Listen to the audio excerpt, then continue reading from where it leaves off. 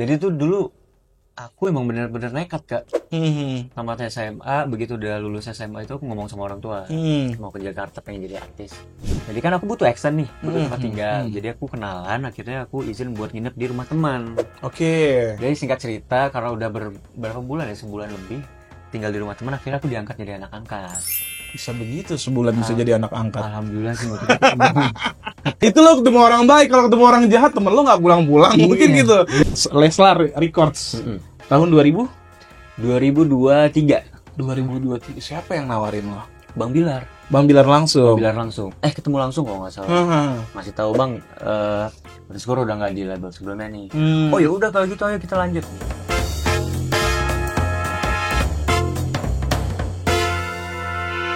Berarti hari ini nggak tahu udah episode keberapa. Gila, hari ini gue punya narsum yang lumayan jauh lebih muda kayaknya. Tapi meskipun gue nggak tahu umurnya berapa, lebih ganteng pasti deh.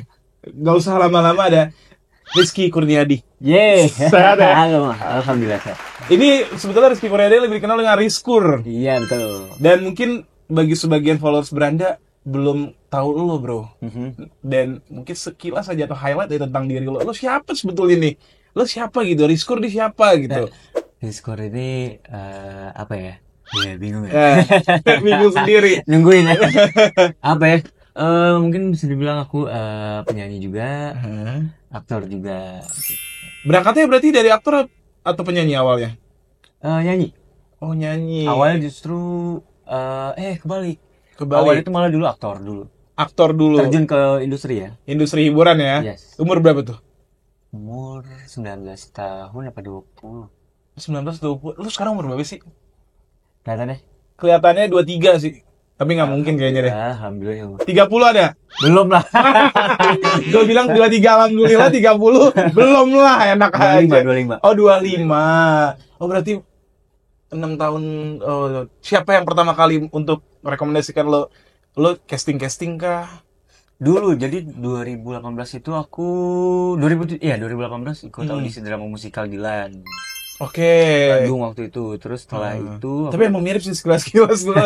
Terus Dilan selesai, aku diajakin lah sama manajemen di Jakarta. tadinya di mana?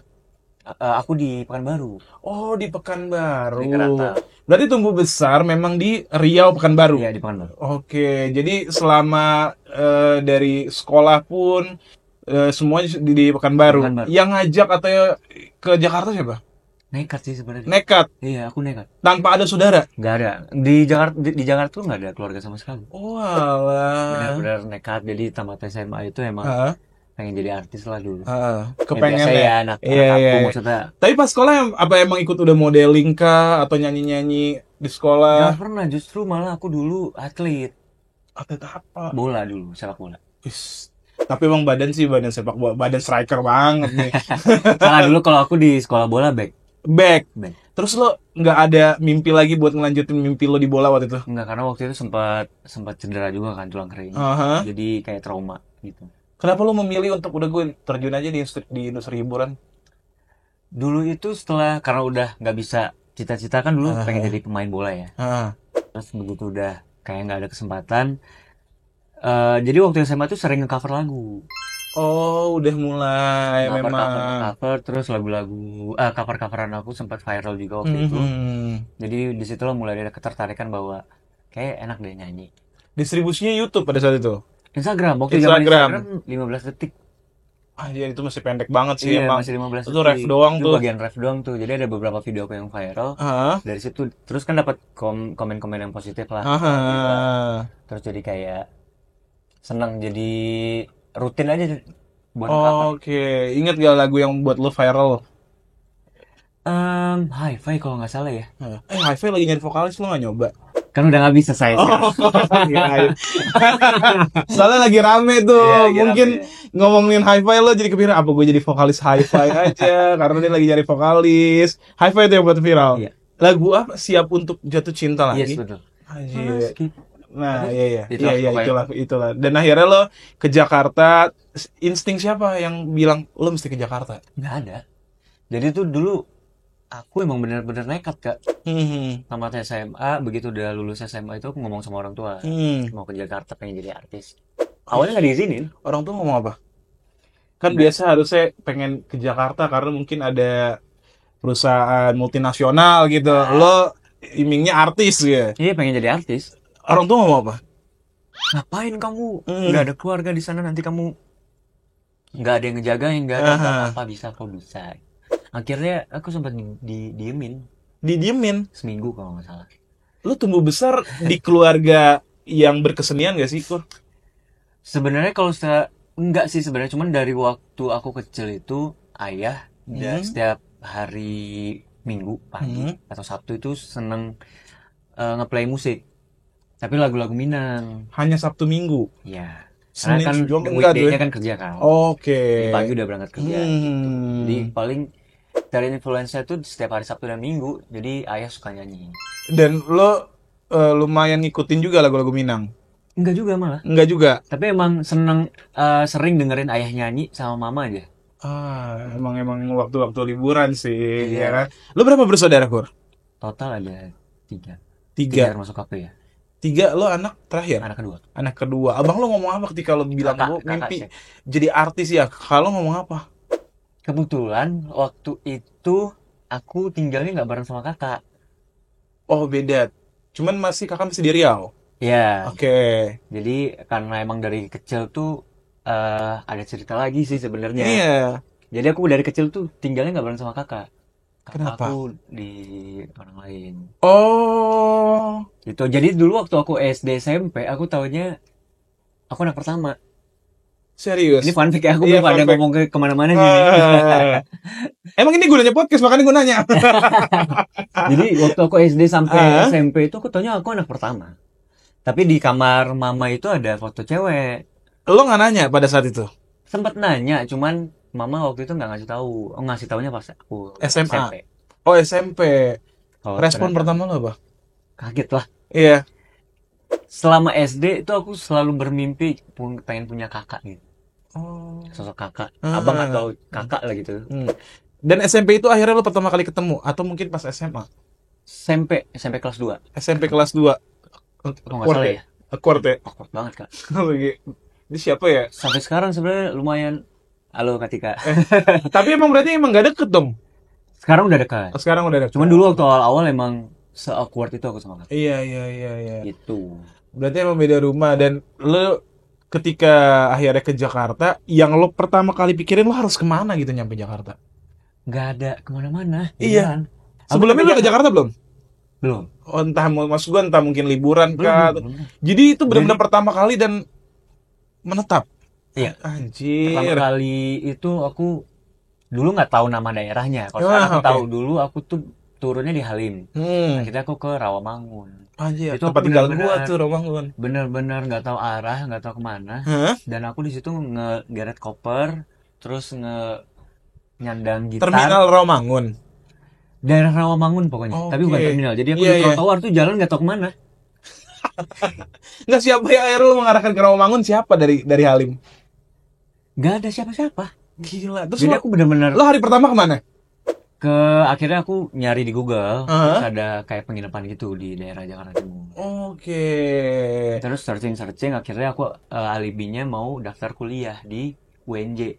Emang deket sih. Iya. Emang deket. Biar nggak disuruh pulang. Ini alibi ke orang tua? Orang tua. Tapi orang tua kan tahu kan niat maksud lo sebetulnya pengen jadi artis. Iya, tapi kan orang tua pengennya aku tetap di ini kan, tetap pendidikan. Tetap dilanjutin ya. Udah deh, iseng-iseng akhirnya jadi kayak pengen melanjutin pendidikan ke UNJ lah. Akhirnya aku nemu kan, jadi di UNJ aja ngambil musik. Ambil musik.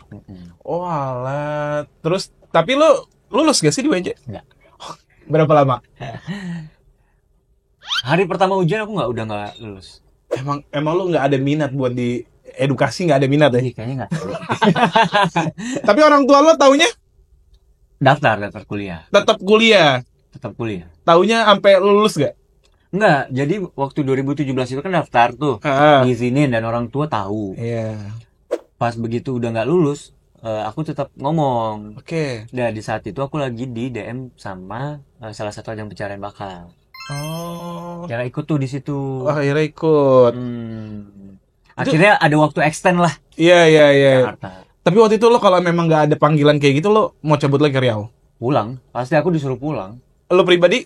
Nggak mau. Cuman karena udah dikasih, nih ya udah deh kamu ke Jakarta deh rasain. Oh, dari situ yang buat lo extend. Ajang pencarian bakat itu. Dan lo lolos tuh. Gak lolos juga. Apa sih ajang pencarian bakat? Nggak apa-apa, kasih tahu aja. Indonesian Idol. Berapa besar? Gak nyampe ke TV aja pokoknya. Ya. Tapi gue nggak tahu sih sebenarnya sistemnya. Gue tahu 100. Pokoknya aku nggak nyampe di TV. Akhirnya ya gagal waktu itu. Ketika lo ikut ajang Indonesian Idol pun lo kuliah udah nggak lancar. Nggak kuliah tuh di situ. Udah nggak kuliah. Tapi di situ aku punya orang tua angkat akhirnya. Jadi kan ceritanya begitu aku ujian praktek di UNJ, dapat teman di situ.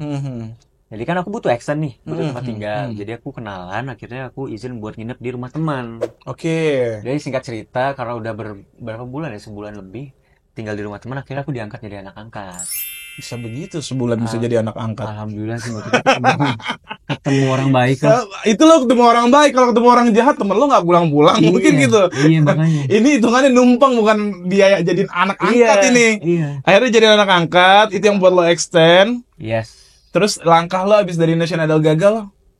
Akhirnya orang tua angkatku ngomong, kamu nyaman nggak di sini di Jakarta? Oke. Kalau misalnya kamu nyaman, ya udah kamu tinggal sama kita.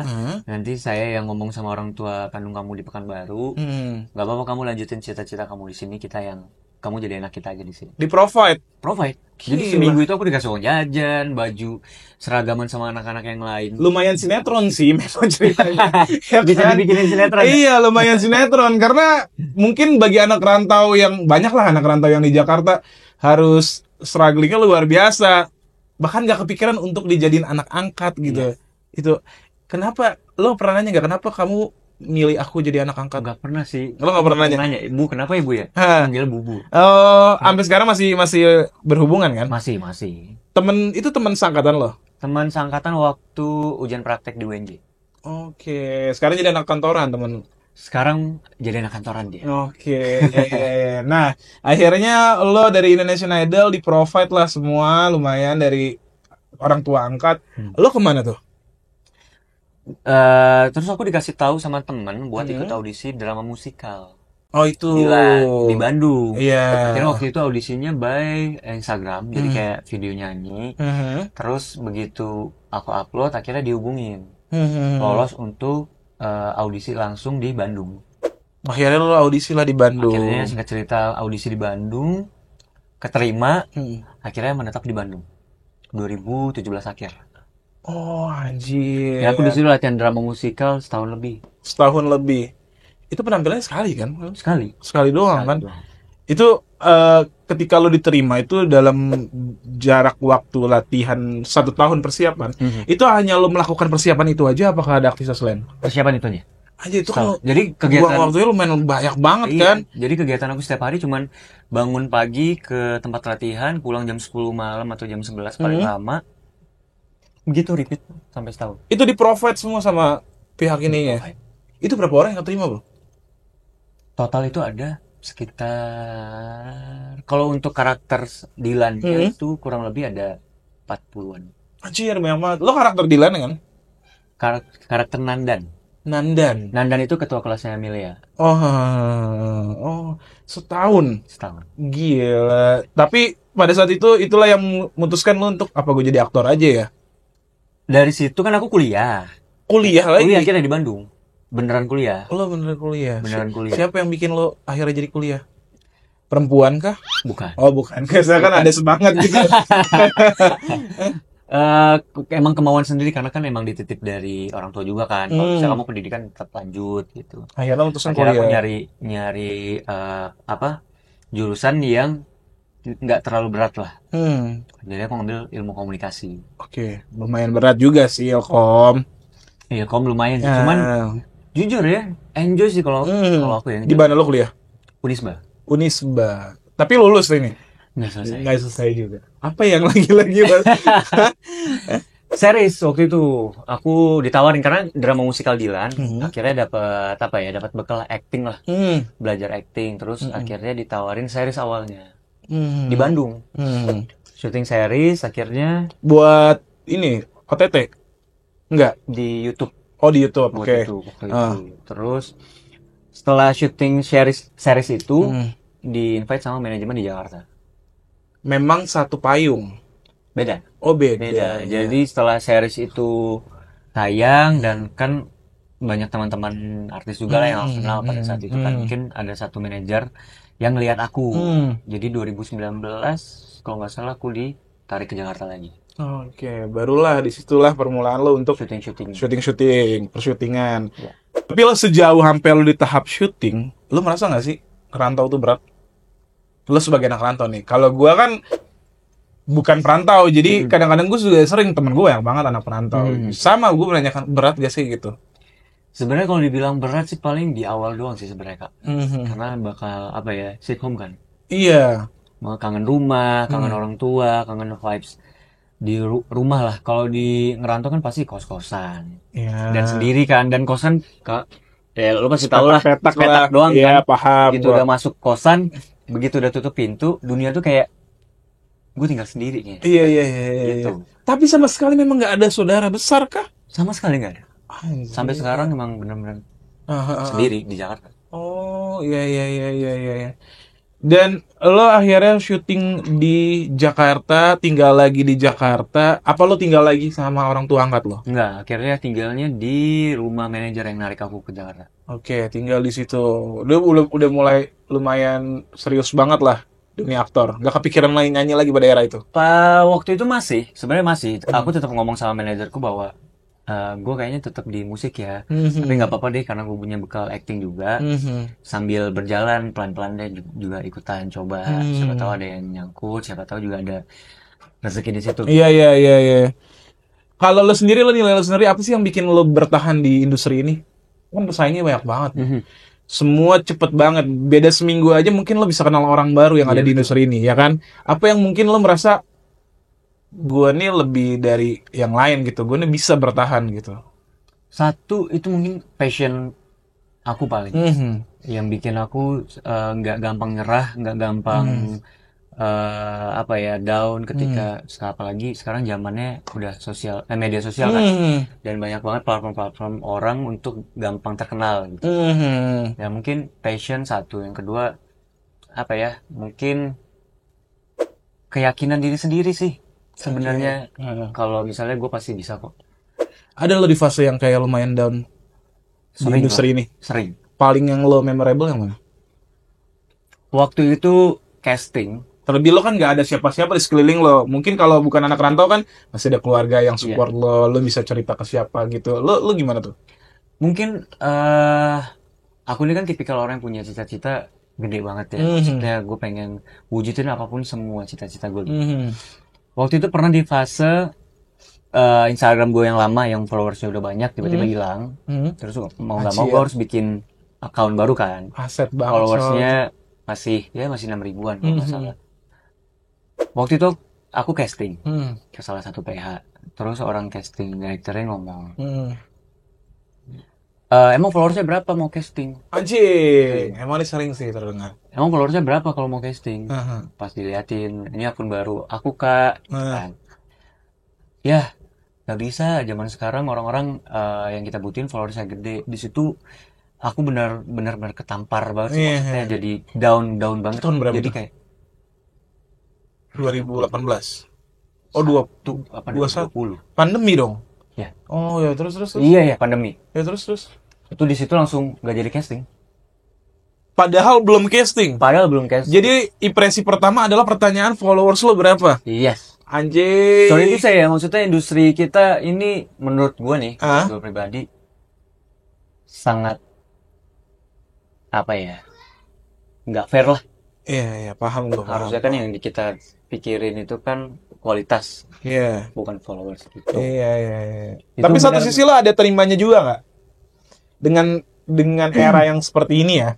Di Indonesia, iya. Ada sisi terimanya juga, karena kita nggak bisa bohong juga.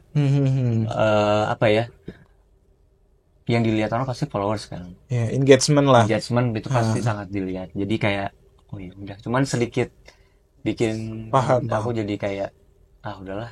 Kalau gitu gue nggak usah aja belajar acting, ikut teater selama 1 tahun. Waktu itu malah gue nggak mikir gitu, Kak. Oh ya. Gue malah kayak tau gitu ngapain gue kesini gitu. Oke. Gitu. Jadi itu lumayan, gue pribadi sering dengar hal ini. Cuman kalau impresi pertama ketika casting ditanya followers, lumayan agak gimana gitu ya kan? Iya kan? Emang benar baru datang. Aha. Terus tiba-tiba si salah satu casting directornya nyamperin. Karena manajerku kan temenan sama dia.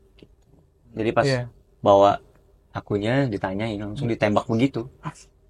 Selain harga outfit lo berapa, followers lo berapa sekarang? Iya, emang followersnya punya berapa bos macam begitu ya. Siapa yang gaji per ya gitu. Itu series atau film? Sinetron. Terus akhirnya udahkah lo ditolak? Dan tapi lo sempet nggak main sinetron atau itu? Sinetron sering, cuman sebelum sinetron aku justru series terus. Karena aku dulu sempat ngomong sama manajerku kan, kalau sinetron kan waktunya full lah di lokasi kan, stripping, kejar tayang. Jadi sempat waktu itu ngomong pengennya series atau film aja. Jadi mungkin ada durasi rentang waktunya ya? Iya, kalau series kan terpaku kan, jadwal syutingnya cuma sebulan atau 1,5 bulan. Gitu. Iya. Cuman akhirnya kesini kayak casting diterima buat sinetron, jadi ya udah ambil. Oke. Tapi saat ini lo nggak ada kan? Nggak ada. Emang mau fokus musik? Sekarang lagi fokus musik. Tapi sebelum itu gue mau nanya deh, ketika lo udah lumayan lama, lo sempat balik juga nggak sih ngunjungin orang tua lo ke Riau? Jadi balik ke Pekanbaru cuma sekali setahun. Sekali setahun. Lebaran. Balik pertama lo setelah rantau, apa pertanyaan orang tua lo? Sebenarnya nggak ada pertanyaan gimana karena setiap minggu, setiap hari tuh update. Aku selalu update, selalu nelfon orang tua. Oke. Tapi orang tua pernah di Jakarta? Pernah. Berarti mungkin ini adalah lo keluarga besar ada berapa sih? Banyak nggak sih? Keluarga besar cukup banyak, dari mama itu ada 7. Oh, banyak banget. Dari ayah tuh ada 8. Apa mungkin lo jadi acuan untuk saudara-saudara lain rantau ke Jakarta nggak? Udah tuh ada Bang Rizky di Jakarta. Kan biasanya gitu ya? Iya. Iya kan? Tenang aja. Ki, titip Ki. Adalah akhirnya rantau. Ke Bandung juga, satu kampus, cuman beda jurusan. Masih ngampus? Masih ngampus sekarang. Oh, masih ngampus. Akhirnya lo rantau ke Bandung. Tapi pas rantau ke Bandung tuh pas lo barengan di Bandung? Enggak, sendiri dulu kan. Karena lumayan, dia masih sekolah, masih SMA di Pekanbaru. Oh iya. Nah setelah akhirnya lo series, kita balik lagi. Terus lo lumayan tekunin industri musik. Ya. Yang memang dari awal lo ngeberangkatin ke industri hiburan ya gara-gara musik kan. Yang tadi lo bilang cover-cover di Instagram. Manajemen yang nawarin itu masih yang sama? Kan? Atau lo beda lagi pindah manajemen? Masih yang sama. Dan manajemen nggak masalah tuh. Lo kan taunya manajemen lo main sinetron. Udah lo nggak usah. Nggak sih, kalau waktu itu mereka memperbolehkan aku untuk apapun industri yang aku tekunin, mereka open. Iya. Kalau sekarang aku udah nggak di manajemen itu lagi. Itu berarti yang tadi kita secara offline ngobrolin bareng, lo rilis 2 lagu sebelumnya di situ? Iya, di situ. Oke, iya. Soalnya jadi gini teman-teman, gue agak cerita sedikit soalnya gue tadi nyari channelnya Rizkur nih, bener-bener Rizkur, ternyata nggak ada lagunya yang secara update ya. Yes. Channel lama ternyata. Kalau channel Rizkur tuh RSKVR, jadi disingkat. Pantes gue sempet kok nggak ada di DSP ya, tapi nggak mungkin juga musisi sekarang nggak update. Di DSP. Pas gue akhirnya tanya lo, ternyata namanya beda. Iya. Lo akhirnya rilis 2 lagu di situ. Yes. Itu semua yang ngebantu manajemen lama lo. Manajemen lama. Dan inget gak lo pertama kali buat lagu gimana rasanya? Atau recording buat lagu baru pertama itu di manajemen itu bukan aku yang bikin, teman aku yang bikin. Cuman emang proses recordingnya aku harus ke Lombok pada saat itu karena teman aku tinggalnya di Lombok yang bikin lagunya. Jadi brainstorming di sana bareng sama dia. Iya. Bikin demo di sana. Begitu udah lagunya udah selesai, baru balik ke Jakarta. Temen lo yang di Lombok ini adalah rekomendasi dari label atau memang temen pribadi lo?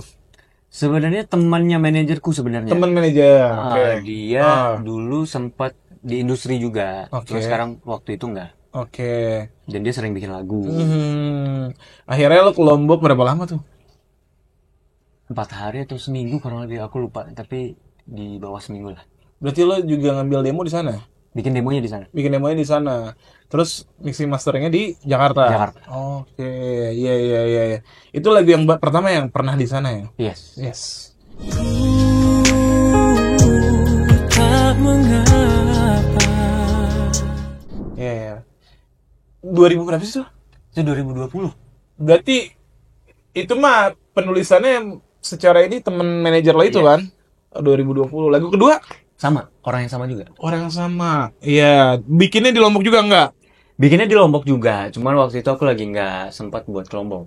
Oke. Jadi by online aja. Iya, by email aja ya. Oh iya iya iya. Iya.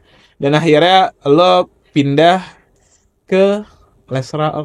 Leslar Records. Iya, Leslar Records. Tahun 2000? 2023. 2023. Siapa yang nawarin lo? Bang Bilar. Bang Bilar langsung. Bang Bilar langsung. Iya iya iya iya. Sebenarnya ditawarinnya udah lama sebenarnya dari tahun 2022. Kenapa baru 2023 gabung? Karena pada saat itu aku lagi ada di label yang lain. Oh, kontraknya belum Kontraknya bisa. belum selesai. Iya iya iya. Akhirnya lo gabung sama. Begitu udah selesai, Bang Bilar ternyata masih nungguin. Wis. Gila. Gila gila gila. Itu apa yang mungkin merasa lo spesial kah? Enggak juga sih. Enggak juga. Sebenarnya, enggak juga. Jadi waktu itu emang apa ya? Aku juga yang ngechat. Ketemu langsung kok nggak salah. Masih tahu Bang.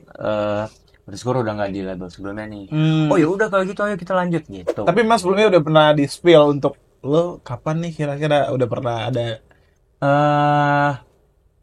Kalau nggak salah Bang Bilal waktu pertama kali nawarin, nggak usah lah sama abang aja gitu. Dan akhirnya lo gabung sama Leslar 2023 ya? Iya. 23 lo rilis lagu apa sih pertama tuh? Kotori Cinta. Kotori Cinta. Itu lumayan meledak tuh. Alhamdulillah. Lumayan akhirnya banyak tahu. Lo sempet kaget gak sih? Atau ekspektasi gak sih? Karena ngeluarin single lumayan susah sekarang kan untuk bikin orang banyak tahu gitu.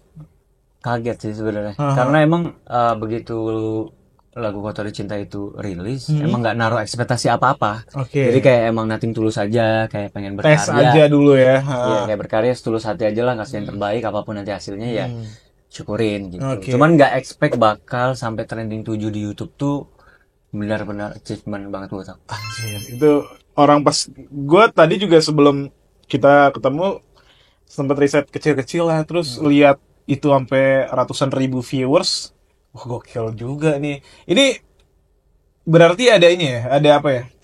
Ada support juga dari fans-fans Bilar pastinya. Pasti. Ya kan? Dan lo sempat ketakutan gak sih sama fans dari Lesti dan Bilar nih yang lumayan militan sebelum masuk ke record sini nih ya? Iya. Takut ada salah langkah, ada salah paham gitu. Lebih ke takut tidak bisa memberikan yang terbaik waktu itu. Karena kan emang fansnya Bang Bilar sama Dede itu kan sangat fanatik banget kan. Banget. Dan banyak banget yang orang yang suka sama mereka gitu. Militan banget. Takut malah jadi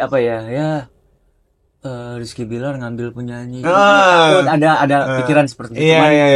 Cuman daripada akunya terperangkap dengan pikiran seperti itu, mindsetnya dirubah aja akhirnya. Tapi lu sempat ada petuah atau dari sesuatu dari Bilar kah, kayak lu ngomong udahlah kalau fans mah anggap positif aja, nyantai aja, nggak usah terlalu ambil pusing?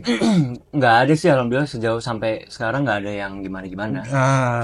Oh, sempat waktu itu ngomong cuman sekali, garis keluar nggak usah dipikirin. Cukup bijak ya.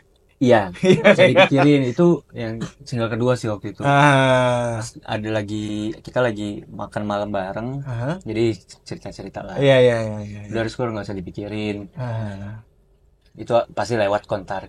Dan akhirnya dia ngasih tahu juga bahwa ya mental riskur harus dipersiapkan dari sekarang. Iya. Apapun nanti kalau misalnya ada haters, atau apa harus disiapin dari sekarang, jangan kaget. Iya. Maksudnya terlebih lagi Bilar yang udah lebih dulu dan militannya luar biasa nih fansnya nih. Dan bagi kita yang baru hitungannya di industri ini pasti kan lumayan agak shock culture. Cir, komennya kayak gini. Bilar dicaci maki lagu, dipuji mungkin seterbang-terbangnya kan. Tapi kalau dicaci sedalam-dalamnya itu. Akhirnya rilis kedua setelah Kotori Cinta. Ekspektasi single kedua sama nggak? Atau lo ada lumayan agak optimis nih single pertama aja bisa nih? Ada sebenarnya perasaan seperti itu, cuman tetap aku balikin lagi kayak karya yang namanya di industri musik kan nggak setiap single yang kita keluarin bakal terus meledak terus kan. Pasti ada momennya lah gitu. Cuman pada saat itu aku nggak naruh ekspektasi apa-apa. Balik lagi kayak yang single pertama. Oke. Single kedua tuh yang baru banget dirilis kan? Ya, Tak Memaksa Bertahan. Dan itu ciptaan siapa? masih sama Bang Rizky Bilar. Sama. Lo nggak coba iseng nulis lagu reference? Udah. Dan udah satu lagu yang aku tulis dari tahun 2021 yang udah di-approve sama Bang Bilar. Nah, ini tadi gue sempet nanya-nanya kan secara offline sama lo. Kita sempet offline ngobrol bareng juga. Single kedua lo lumayan rame karena agak ada gerakan yang kayaknya lo juga pun bingung. Yeah. Kenapa harus ada gerakan seperti ini? Yeah. Dalam konteksnya negatif, ya kan? Tanggapan lo gimana? Kaget. Terus kayak bingung. Terus kayak kenapa harus kayak gini ya? Lo mau bilang klarifikasi juga apa yang harus gue klarifikasi kan? Harus aku klarifikasi. Gitu. Jadi lo bingung sendiri. Tapi manajemen pada saat itu nyikapinnya? Kayak ya udahlah nggak usah ditanggepin. Dari Bang Bilar pun juga ngomong udah Rizkur nggak usah ditanggepin. Itu mungkin petua yang awalan itu ya. Iya. Dan pada saat itu nggak juga dengan nurunin ekspektasi lo untuk rilis lagu lagi kan? Enggak kan. Tapi kan kalau ada gerakan militan yang kayak gini, bagi lo ganggu nggak sih? Dibilang ganggu sih sebenarnya. Ini kan bentuknya karya atau kreatif juga ya. Kalau lo lumayan ada gerakan seperti ini kan terbatas nih nantinya nih. Iya. Lo jadi hati-hati, pilih-pilih mungkin nulis lirik, ya kan? Kalau terganggu sih buat awal lumayan sedikit terganggu mungkin karena kaget juga kali ya. Karena emang niat aku dalam berkarya di industri musik tuh emang nothing tulus aja. Gue pengen berkarya gitu loh. Nggak mau ada embel-embel atau masalah apa-apa gitu, nggak mau. Cuman begitu kemarin yang di single kedua sempat ada ibaratnya sesuatu yang negatif, lumayan sedikit terganggu dan hampir kepancing juga untuk ngebalesin satu-satu. Akhirnya kayak siapa yang nahan lo? Atau diri lo sendiri? Satu, diri aku sendiri.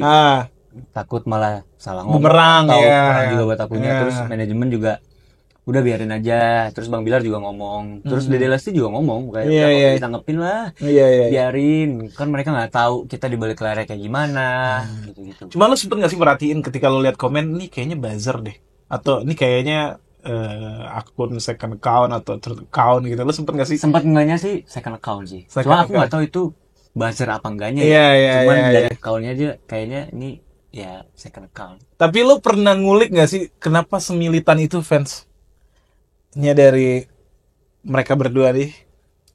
Mungkin karena emang dari sosok Bang Rizky Bilar dan Lestinya pun juga sangat humble banget ya sama fans-fansnya, loyal banget sama fans-fansnya. Jadi itu yang mungkin yang bikin masyarakat luas itu senang sama mereka berdua.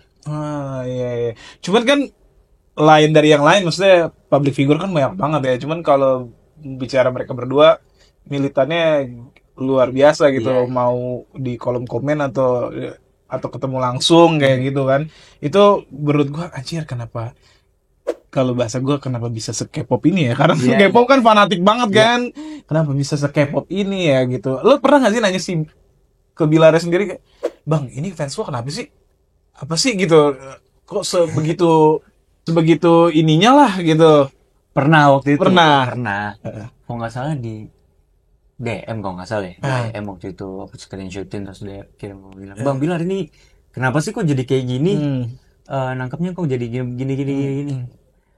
Biasa Rizkur gitu. Tapi malah Bang Bilarnya menyikapi dengan dengan baik pada saat itu, ngebalikin ke akunya kayak biasa itu Rizkur. Namanya di industri pasti ada yang kayak gitu-gitunya. Jadi Rizkur harus siap ya mentalnya. Nanti di kemudian hari kalau misalnya ada haters kayak gitu, Rizkur lebih siap dan nggak kaget. Siap. Lo nggak pernah bercandain Bilar untuk lo nyalek aja bang, pasti menang. Karena banyak banget. Karena banyak Boleh banget. kali ya. Iya. Karena Karena militan banget loh. Sekarang kita umur udah makin menua, ngumpulin orang buat main bola aja susah. Ya kan? 10 orang 15 orang. Bilar mungkin tinggal bentar aja udah rame satu stadion mungkin ya.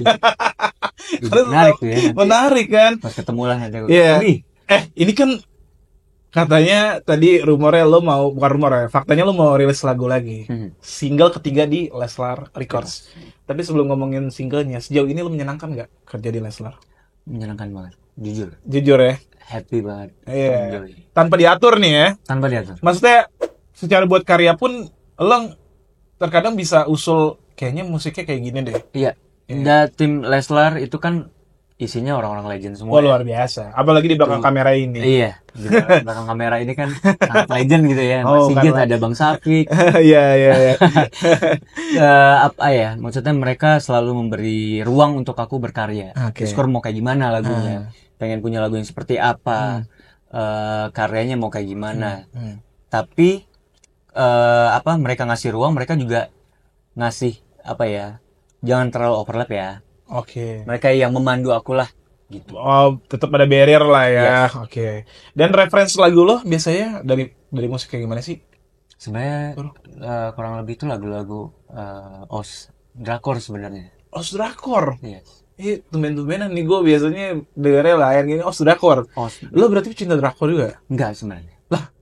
Terus lo denger soundtrack Drakor? Jadi soundtrack Drakor itu kebanyakan aku dengarnya di TikTok.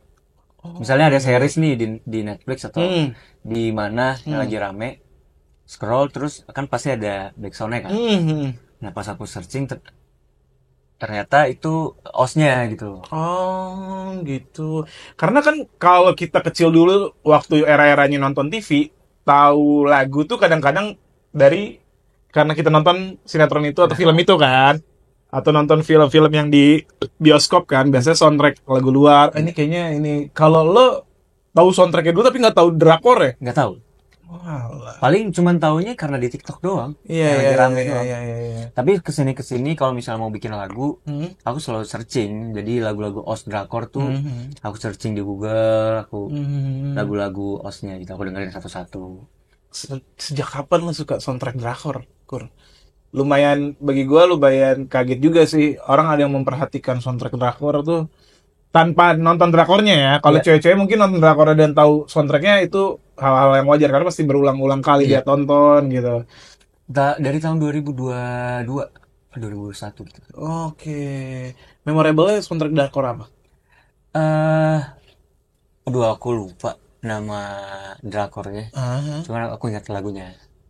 Lagu apa tuh? Pokoknya notasinya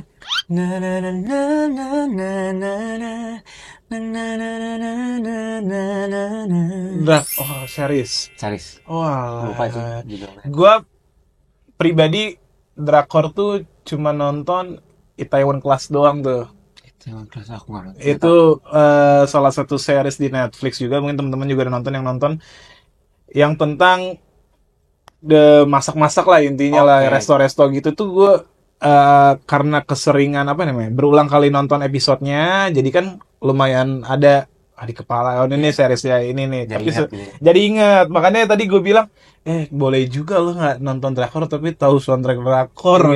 Tapi selain itu ada nggak Kur? Maksudnya reference lo ngulik sendiri gitu? Perihal musik. Kalau untuk ngulik sendiri, ya itu sih paling basicnya, core-nya aku selalu ngambil notasi-notasi yang ada di OS Drakor. Tapi lo pribadi lo suka musik gak sih, Kur? Banget. Suka musik banget. Paling lo suka, lo cukup tunggu karya dari siapa, Kur? Terserah mau lokal, mau internasional. Kalau untuk sekarang kalau lokal, aku masih nunggu karya-karyanya Kak Afgan. Iya. Kalau lokal, kalau luar? Kalau luar mungkin Shawn Mendes. Emang mirip-mirip sih. Iya benar lagunya juga mirip-mirip. Nah tadi Desember ini lo mau rilis lagu lagi. Semoga menurut gue lo tidak terpaku dengan banyaknya head comment ya, dalam artian ya udahlah cuek aja. Tapi ini berarti rangkaian EP. rencananya EP lo ada berapa lagu? Ya, kurang 6, lebih 6 apa 7 atau ya sekitar segitu. Ada karya lo sendiri di situ? Ada. Ada. Oh, yang udah siap dirilis. Desember nanti. Lo lebih nyaman penyanyi aktor sih? Kalau untuk sekarang mungkin aku lebih nyaman di nyanyi. Di nyanyi. Kenapa lo nyaman di nyanyi? Enak ya abis nyanyi langsung dapat bayaran ya? Iya, terus langsung pulang. Nggak nunggu gue lagi. Gak usah perlu ada ini lagi kan, lama-lama lagi Karena kan? mungkin karena passion dari kecil itu emang nyanyi. Nyanyi. Oke. Jadi sekarang lebih nyamannya di nyanyi. Selain nyanyi lo udah hobi lain gak sih? Bola, Bola. badminton. Bola. Tadi kita sempat ngomongin bola, lu lumayan gila bola juga ya. Katanya lo sempet ngikutin PSPS Pekanbaru karena memang lo orang Riau asli. Yes, dari Lo pernah nonton langsung nggak? pernah. Dari waktu kecil tuh tiap PSPS Pekanbaru itu main, Keren. selalu nonton. Gue orang Jakarta, gue nggak pernah nonton Persija gue. Kepengen gue tapi belum pernah kesampaian. Gue ini agak melenceng dari segala topik sih. Gimana menurut lo liga bola di Indonesia? Jauh sangat membaik sekarang. Iya. Iya. Kenapa lo bisa bilang gitu? Karena zaman dulu kan banyak mafia-mafianya. Gila lo optimis banget. Lo orangnya Erick Thohir ya? Optimis banget. Gila. Karena kejadian di aku sendiri, Kak. Oh iya. Waktu di Pekanbaru. Hah? Jadi seleksi ini nggak apa-apa ya. Nggak apa-apa, agak melenceng nggak apa-apa. Jadi waktu tes pon remaja untuk Riau, Lo sempat ikut tes pon? ya dan lolos. Wis. Hamin 7 berangkat ke Aceh untuk mewakili Riau, tiba-tiba aku dikeluarin. Anjir. Karena ordal. Ada ordal, jadi 7 orang hasil seleksi selama 3 hari, dan itu yang seleksi 4.000 orang. Anjir, banyak banget.